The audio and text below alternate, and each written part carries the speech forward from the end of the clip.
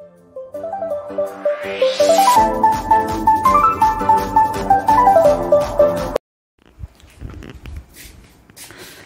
हिंद। आप सभी बच्चों का दिल से दिल की गहराइयों से बहुत बहुत स्वागत। तो इस बार मुलाकातों का जो अंतराल रहा है थोड़ा सा ज़्यादा रहा है, लेकिन चलिए गुनगुनाते हैं। क्या देर वही आने में, फिर भी शुक्र है आप तो आए तो आए हैं, आप आए हैं, हम आए हैं, तो मुलाकातें हो गई। तो चलिए पढ़ाई भी शुरू करते हैं। तो आज हम लोग शुरू करेंगे हाइड्रोजन। निश्चित रूप से ये क्लासिकल इनऑर्गेनिक केमिस्ट्री है और इससे क्वेश्चन कम ही आता है, लेकिन जो भी है आता है। और ये चैप्टर आपके स्टडी का जो प्लानिंग होता है उसमें इग्नोरेबल चैप्टर होता है, यानी इसको बहुत कम अटेंशन देना है। तो चलिए, लेकिन देना तो होता है, क्वेश्चन बनता तो है। तो कंपटीशन में इससे बहुत कम क्वेश्चन बनता है, लेकिन जहाँ जहाँ से बनता है उस टॉपिक का हम लोग डिस्कशन करेंगे और इस पर क्वेश्चन बनाने का प्रयास करेंगे। तो चलिए आगाज शुरुआत करते हैं। क्या चीज़? Isotopes of hydrogen. जी हाँ, आप सभी को बहुत अच्छे से पता है क्या आइसोटॉप्स किसको कहते हैं और हाइड्रोजन के कितने आइसोटॉप्स हैं। हमने लिख दिया, that is 3 isotopes, protium, deuterium and tritium, जिसका सिंबल आप देख रहे हैं। क्या प्रोटियम को आप कैसे इंडिकेट करते हैं, कैसे लिखते हैं? प्रोटियम, जी, ड्यूटेरियम, ट्राइटियम। प्रोटियम, ड्यूटेरियम और ट्राइटियम। ड्यूटेरियम को आप क्या बोलते हैं? हेवी हाइड्रोजन भी बोलते हैं। चलिए यहाँ लिख लिया, नहीं तो कहीं भूल जाए। जी हाँ, इसको क्या बोलते हैं? हेवी हाइड्रोजन भी कहते हैं। तो इसमें आप तीनों के आइसोटॉप्स को आप देखेंगे तो निश्चित रूप से क्या होगा? प्रोटॉन का संख्या सब में सेम होगा, इलेक्ट्रॉन सेम होगा, लेकिन अंतर क्या होगा? न्यूट्रॉन। बिल्कुल आइसोटॉप्स के डेफिनेशन हुई है। तो ये प्रोटियम में देयर इज नो न्यूट्रॉन, इसमें कोई न्यूट्रॉन नहीं है। जी हाँ, इसमें न्यूट्रॉन का संख्या 1 है और इसमें न्यूट्रॉन का संख्या 2 है। ठीक है, अब जरा देखेंगे ये तीनों आइसोटॉप्स का, तो इसका रिलेटिव एबंडेंस, यानी ये कैसे कितना पाया जाता है। रिलेटिव एबंडेंस, ये most common and ordinary form of hydrogen है, जिसको हम एटॉमिक फॉर्म में लिख रहे हैं, मोलिकुलर फॉर्म में भी ऐसे ही। तो ये 99.98% जो हाइड्रोजन है भाई साहब, ये इसी फॉर्म में होगा। ये हम परसेंटेज के फॉर्म में बता रहे हैं। ये 0.156% इस फॉर्म में होगा और ये 10⁻⁻15। इसका मतलब ये है, यदि इसके नेचुरल एबंडेंस की बात हम लोग करें, एबंडेंस, तो स्थिति यह है कि यदि ऑर्डिनरी हाइड्रोजन आपके पास कितना है? जी हाँ, यदि ऑर्डिनरी हाइड्रोजन आपके पास 10⁻17 मोलेक्यूल है तो ट्राइटियम उसमें से केवल 1 होगा। जी हाँ, एक डब्बा है जिसमें 10⁻17 मॉलिक्यूल्स आप ऑर्डिनरी हाइड्रोजन का रखे, तो उसमें से एक ही आपका ट्राइटियम होगा। यानी आप जानते हैं कि ट्राइटियम क्या है, उसका एबंडेंस क्या है? सबसे कम है। ठीक है, तो यानी यदि होगा ये, ठीक है, ये 1 होगा तो ये क्या होगा? 15.6 होगा और ये 10⁻17 होगा।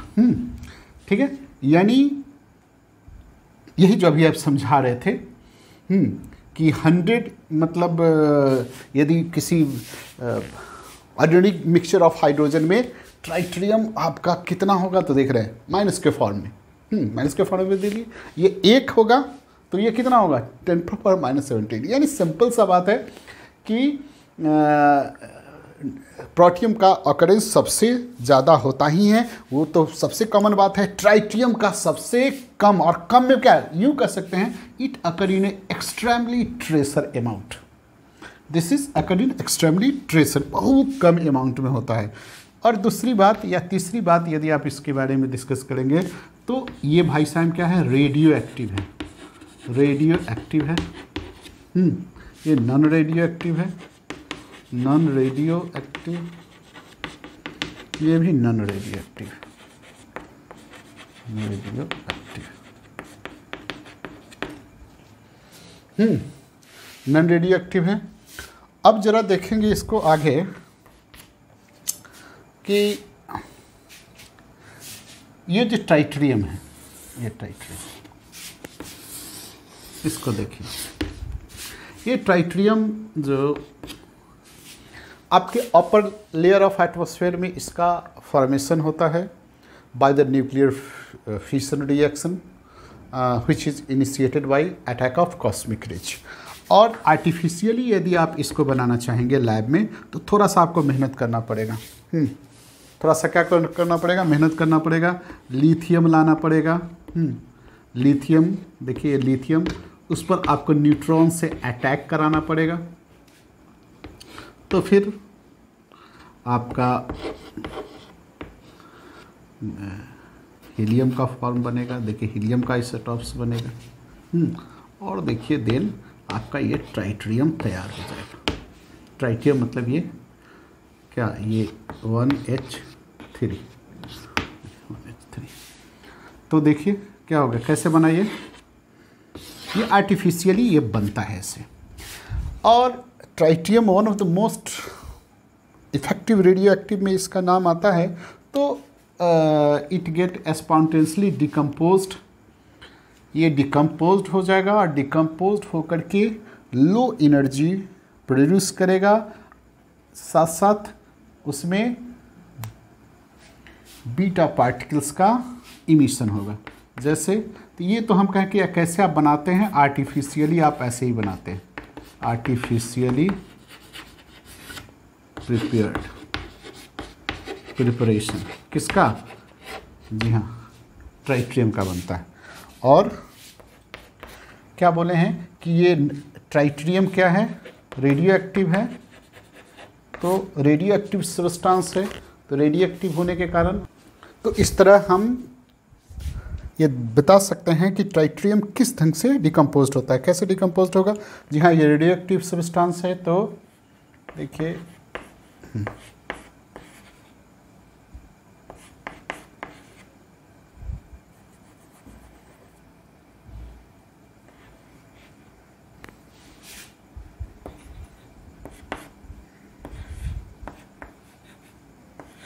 ये देखिए ये क्या है, ये बीटा पार्टिकल, ये बीटा पार्टिकल, और इसमें एनर्जी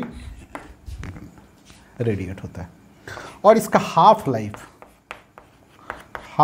जो है 12.3 ईयर्स होता है। तो आप ये याद रखेंगे। तो इसमें 2-3 बातें याद रखना है कि रिलेटिव एविडेंस क्या होता है, नेचुरल एविडेंस। नेचुरल एविडेंस का मतलब देखिए इसमें मान लीजिए ये 100 है, तो 100 से यदि हम इसको ये कर दिए तो ये कितना होगा, 1 हो गया। इसको हम यदि 100 से ये कर दिए तो ये हो गया कितना, इतना, इसको 10⁻²। और यदि 15 में 100 कर देंगे तो इतना। तो ये नेचुरल एविडेंस हो गया। जस्ट आपको समझाए थे कि टोटल में से कितना, एक पार्टिकल, यदि टोटल पार्टिकल 10⁻17 मोलिकुल्स है तो उसमें एक पार्टिकल ट्राइट्रियम विल बी, उसमें से एक पार्टिकल का होगा ट्राइट्रियम का होगा। तो देन इसके बाद आप इसका रिलेटिव इसका यदि एटॉमिक मास देखेंगे आप, एटॉमिक मास, तो यहाँ आपको लिख दे, ये भी कोई बहुत बड़ी बात नहीं है। एटॉमिक मास तो ये कितना होगा, 1.007। ये कितना होता है, 2.014। ये ट्राइट्रियम का 3.043, ऐसे कुछ ये सबका होता है। चलिए इसको हम लोग क्या करते हैं, मिटाते हैं। देखिए जब ये आपने इसके एटॉमिक फॉर्म का कंपैरिजन होगा, इसके मॉलिक्यूलर फॉर्म, यदि मॉलिक्यूलर फॉर्म होगा तो ये क्या हो जाएगा, ये H2 हो जाएगा, ये D2 हो जाएगा और ये D2 हो जाएगा। एक चीज़ आप इसको ध्यान में रखना है कि ऑल दीज एलोट्रॉप्स, ये जितना भी एलोट्रॉप्स है, they have same chemical properties. ये बात आप ध्यान में रखना। All these form have same chemical properties, same chemical properties, सबका केमिकल प्रॉपर्टीज सेम होगा। ठीक है, लेकिन केमिकल प्रॉपर्टी सेम है, लेकिन क्या होगा, सबका केमिकल प्रॉपर्टी यानी केमिकल प्रॉपर्टी तो सेम है, लेकिन उसका जो रेट है, केमिकल प्रॉपर्टीज का मतलब किसी से आप रिएक्ट कराते हैं तो वो एक जैसे प्रोडक्ट बनाएगा, लेकिन बनाने का जो स्पीड होगा, रेट होगा, वो डिफरेंट होगा, यानी but have differ in rate of reaction. Rate of reaction में अंतर होगा, उसके स्पीड में अंतर होगा, उसका बनाने का जो स्पीड होगा वो अंतर होगा। ये क्यों होगा, तो due to difference in enthalpy of bond dissociation energy. तो आपको ये बात ध्यान में रखना है कि केमिकल प्रॉपर्टीज तो सेम होता है, लेकिन उसके रेट में अंतर का कारण कौन है, difference in enthalpy of bond atomisation. लेकिन इसका क्या होगा, फिजिकल प्रॉपर्टीज।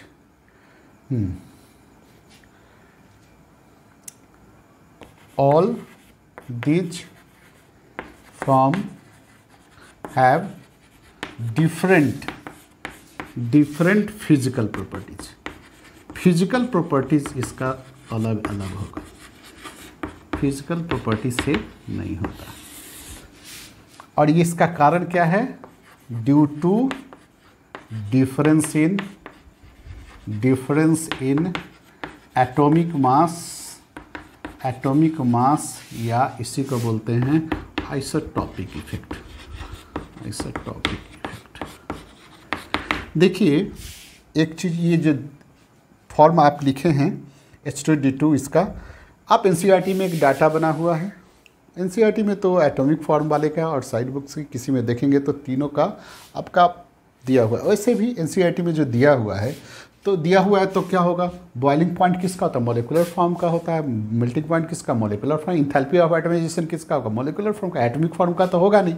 तो वहाँ आप देखेंगे तो उसको याद नहीं करना है, याद आपको क्या रखना है कि melting point and boiling point. Melting point, boiling point अलग अलग होगा, केल्विन में दिया होगा, लेकिन आप वो वैल्यू याद नहीं रखिए। लेकिन ऑर्डर आपको क्या याद रखना है कि H2 से ज़्यादा D2 का और D2 से ज़्यादा D2 का होगा। फिर इंथैल्पी ऑफ फ्यूज़न है, या फिर इंथैल्पी ऑफ बॉन्ड डिसोसिएशन है। फिर डेंसिटी है, इंथैल्पी ऑफ फ्यूजन ये क्या किलोजूल पर मोल में होगा, डेंसिटी का ग्राम पर लीटर में होगा। इंथैल्पी ऑफ वेपोराइजेशन है, इंथैल्पी ऑफ वेपोराइजेशन सब में क्या होगा, H2 से ज़्यादा D2, D2 से ज़्यादा T2 का होगा सब। तो ये ऑर्डर आप याद रखेंगे। तो अभी एक बात का हम लोग चर्चा कर रहे थे, क्या कर रहे थे कि all these forms have same chemical properties but different in rate. What is the reason for this? What is the reason for different rate? हमने बताया कि इंथैल्पी ऑफ बॉन्ड डिसोसिएशन में अंतर होता है।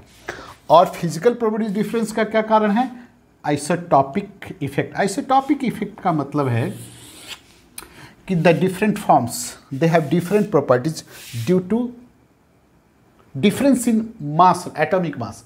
एटॉमिक मास के कारण जो प्रॉपर्टीज में अंतर होगा तो वो प्रॉपर्टीज क्या कहलाता है, आइसोटॉपिक मास कहलाता है। तो मेल्टिंग पॉइंट, बॉइलिंग पॉइंट, ये सब में जो अंतर हुआ वो किसके कारण हुआ, इंथैल्पी ऑफ बॉन्ड डिसोसिएशन के कारण, सॉरी एटॉमिक मास के कारण, आइसोटॉपिक मास के कारण।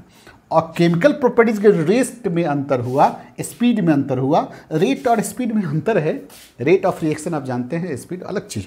तो रेट ऑफ रिएक्शन में जो अंतर हुआ उसका कारण क्या, इंथैल्पी ऑफ बॉन्ड डिसोसिएशन। जैसे आप H2 है, D2 है और T2 है, आप इसका देखिएगा ये 435.5, ये 443, ये 446 किलो जूल पर मोल।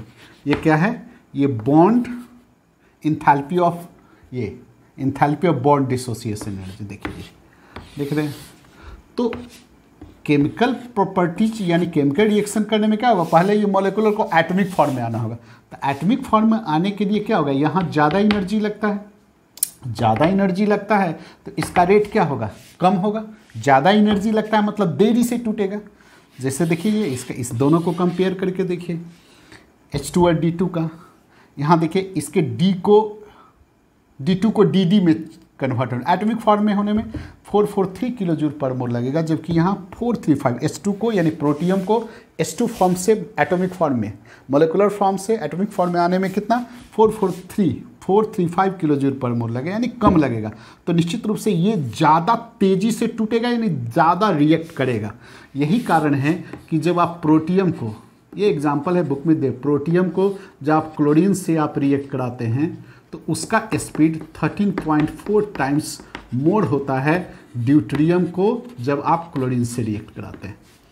वैसे ही फिर दूसरा एग्जाम्पल है कि H2O को जब इलेक्ट्रोलाइसिस करेंगे तो क्या होगा, it electrolysed more rapidly than D2।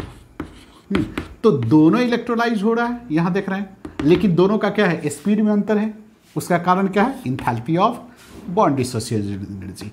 फिर यहाँ भी देखिए प्रोटियम और क्लोरीन रिएक्ट कर रहा है लाइक ड्यूटेरियम और क्लोरीन, लेकिन दोनों के स्पीड में, रेट में, बार बार स्पीड बोला जा रहा है, रेट में अंतर होता है। और उसका कारण क्या है, इंथैल्पी ऑफ बॉन्ड टूटेगा तब न जाके रिएक्ट करेगा। तो हमको लगता है आप समझ गए होंगे। और फिजिकल प्रॉपर्टीज़ का जो डिफरेंस है उसका कारण क्या है, उसके मास में, ठीक है, मास में डिफरेंस के कारण फिजिकल प्रॉपर्टीज़ हो। चूँकि फिजिकल प्रॉपर्टीज़ किससे रिलेटेड जानते ही हैं, उसके क्या होता है, बिल्कुल उसका क्या फिजिकल बातें मास पर मेनली डिपेंड करता है, तो मास पर डिफरेंट हुआ। तो this is about this is क्या है, more main important point about the isotopes of hydrogen. तो हमको लगता है इससे ज़्यादा अब जो कुछ भी बात आपको बताएंगे वो क्या होगा, बिल्कुल एक्स्ट्रा ठूस के बताने वाली बात हो गई। जो मेन इंपॉर्टेंट बातें हैं यही है, इसको आप ध्यान में रखेंगे तो बिल्कुल आप चुटकी बजाते हुए क्वेश्चन को सॉल्व करेंगे। तो चलिए आज की मुलाकात को यहीं समाप्त करते हैं और विश्वास करते हैं कि आपसे मुलाकात जल्द होगी। वहाँ फिर हम लोग क्या करेंगे, बिल्कुल बैठ के बातें करेंगे, हंसेंगे, गाना गाएंगे, गाना आपसे भी सुनेंगे, हम भी गुनगुनाएंगे। चलिए मिलते हैं नए वीडियो में, नए लेक्चर में। वंदे मातरम, बाय।